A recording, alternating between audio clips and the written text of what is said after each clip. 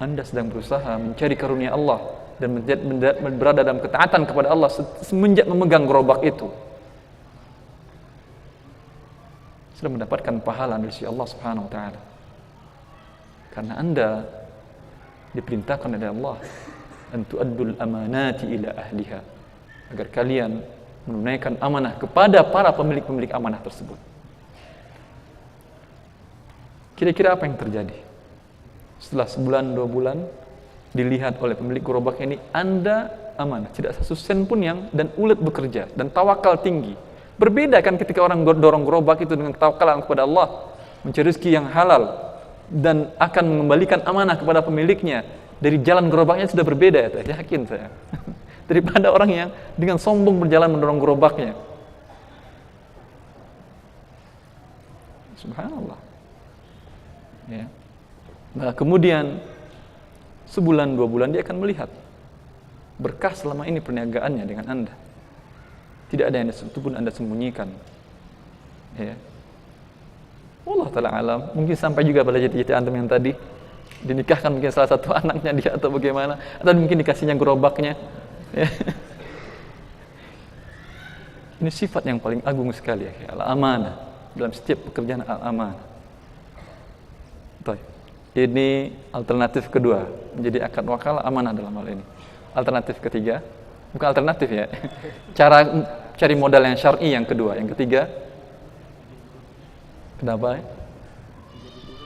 Menjadi buruh. Oh, tadi kita cita-cita berusaha kan, jadi pengusaha kan. Yang kita jadi buruh. Nantilah jadi buruh nanti insyaallah. Tetap sama juga, jadi buruh juga amanah juga sifatnya. Sekarang modal dulu. Kalau itu buruh berarti modal tenaga kan? Ya.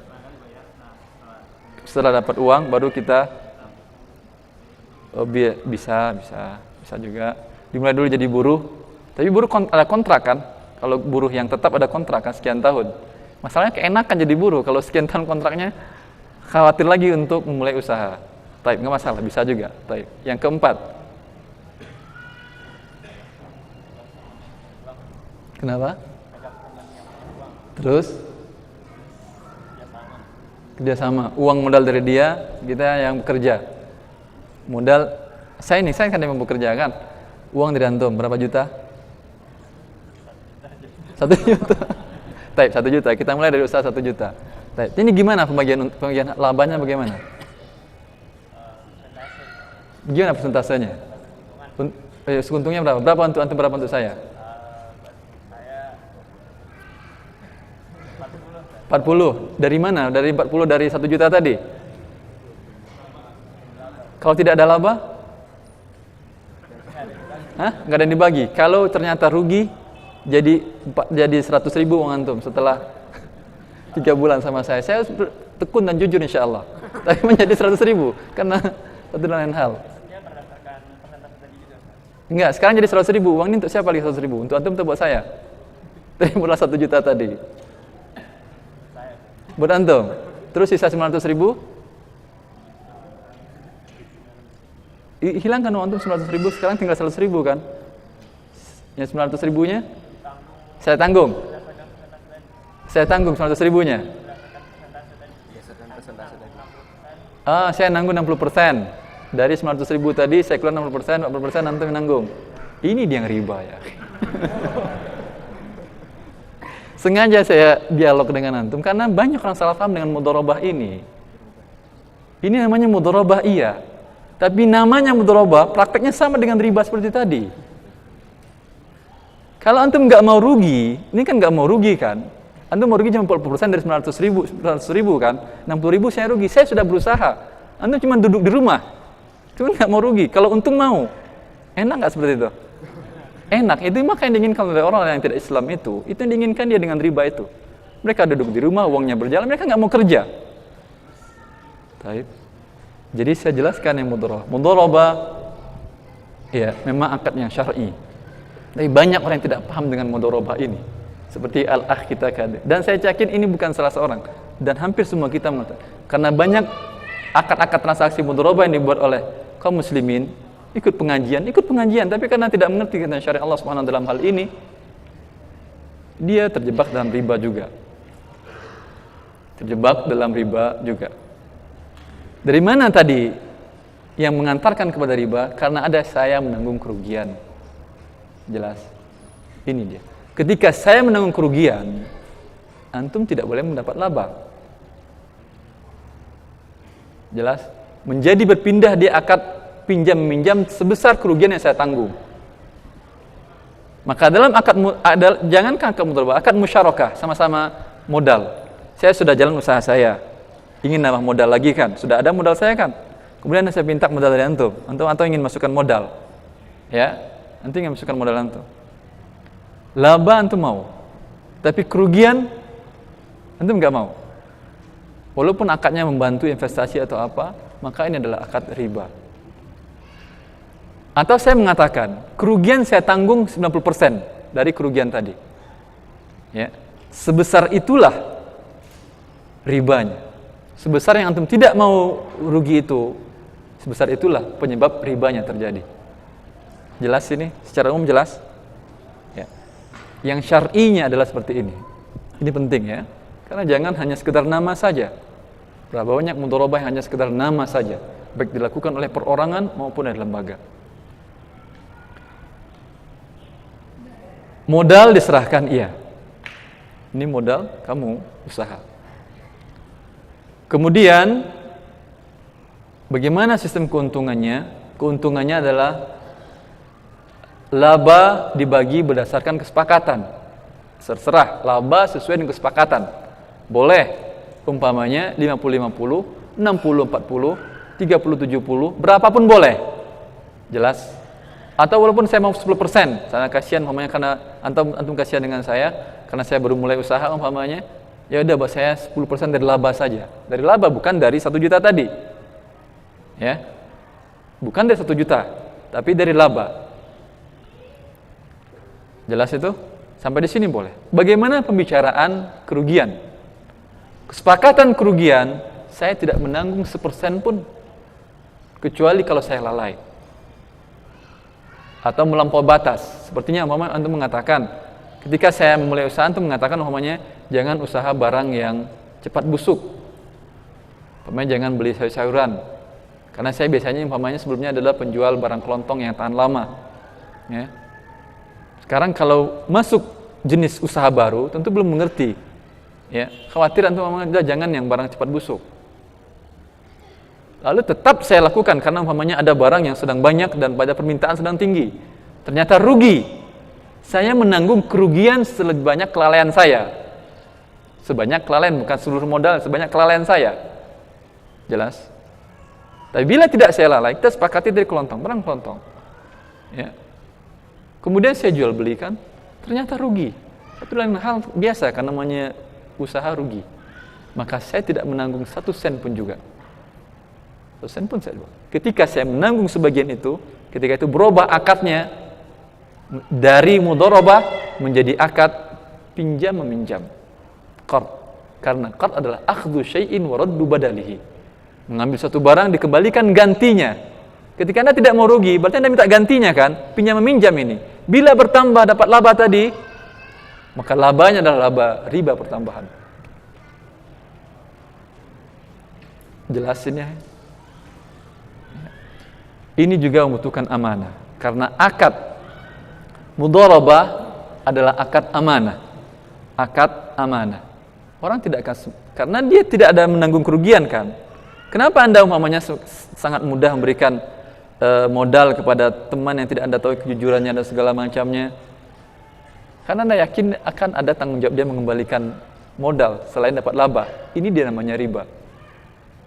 Kalau Anda yakin bahwa kerugian hanya ditanggung oleh pemilik modal, tentu akan Anda lihat siapa orang ini yang akan datang sebagai pengelola harta Anda ini. Anda cari latar belakangnya, jujur apa enggak, tanya ke sana, tanya kemari.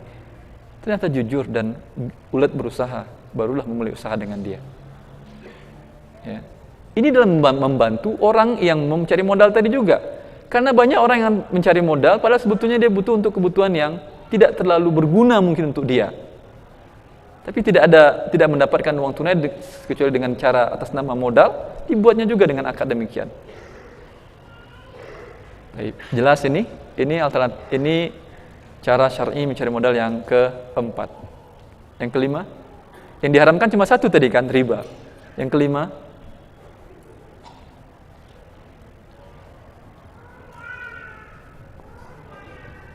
sistem gadai.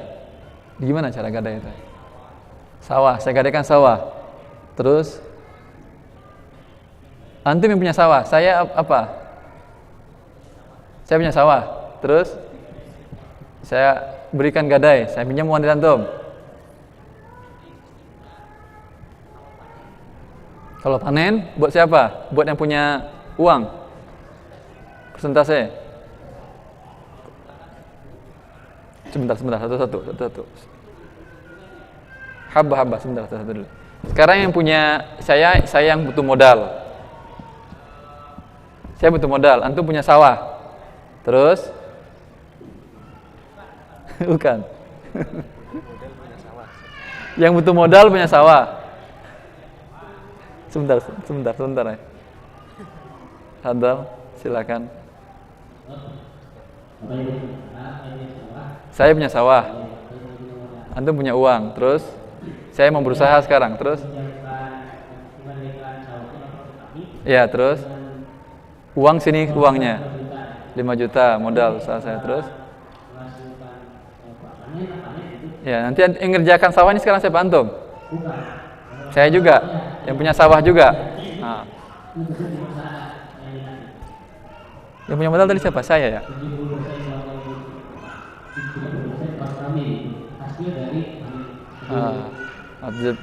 Pokoknya bagi seperti biasa. Taib.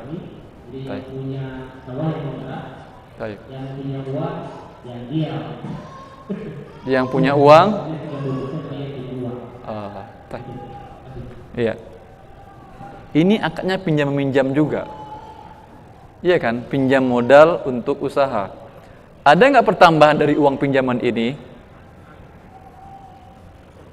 Sebetulnya kalau untuk usaha saya nggak perlu lagi untuk minjam uang lagi, ya, kecuali dengan tanpa ada pertambahan. Kalau tanpa ada pertambahan, uang 5 juta, saya pinjam uang 5 juta, kemudian sawahnya antum yang garap, digarap oleh anda, kemudian nanti berikan kepada saya hasil sebagiannya. Kalaulah memang benar sawah digarap dan dibagi hasilnya sesuai dengan tanpa ada pinjaman. Artinya kalaupun dia yang garap, tidak ada pinjaman, saya yang garap dan tidak ada pinjaman, saya berikan kepada dia, tetap sama bagi hasilnya, insya Allah tidak masalah. Insya Allah tidak masalah. Tapi biasanya betulkah itu yang terjadi? Biasanya terjadi bukan begitu kan? Yang memberikan modal menggarap sawahnya dan tidak satu sen pun yang diberikan kepada peminjam. Ini adalah riba. Kalau yang ini bentuknya adalah riba. Tapi kalau masih sama persentase bagi hasil dari sawah tadi, insya Allah masih dibolehkan. Ya. Tetapi seperti kita katakan tadi, ya, sebaiknya ini sudah ada modal saya untuk usaha kan, ada sawah untuk modal. Sekarang ingin alih usaha berarti maksud antum kali ya. Ya. Bisa juga dengan dijual sawahnya.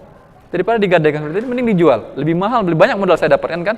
Saya kan mau berusaha, itu modal sebanyak-banyaknya kan. Kalau saya gadaikan, paling 50% dari harga sawah tadi. Kalau saya jual, saya dapat 100% harganya. Langsung banyak uang saya. Modal untuk usaha tadi. Kalau bisa untuk 10 gerobak. Kalau gadai tadi mungkin 5 gerobak yang dapat. Baik. Cita-cita tukang berang bakso ya. Apa lagi cara modal yang syar'i? Ya, Pak.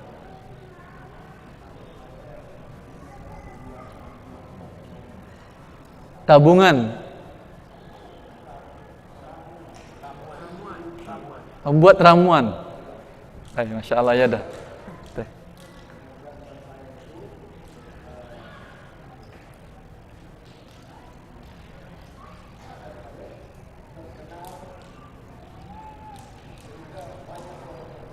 Alhamdulillah. Iya.